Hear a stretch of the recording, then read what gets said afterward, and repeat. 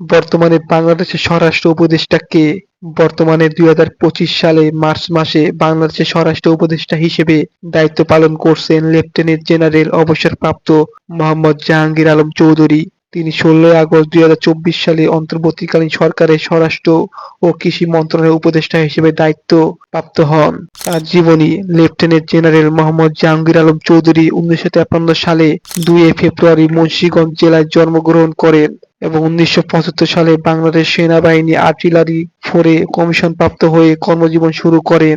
কর্মজীবনের শুরুতে তিনি আর্টিলারি ব্রিগেড ও ফিল্ড আর্টিলারি রেজিমেন্ট বিভিন্ন গুরুত্বপূর্ণ পদে দায়িত্ব পালন করেন।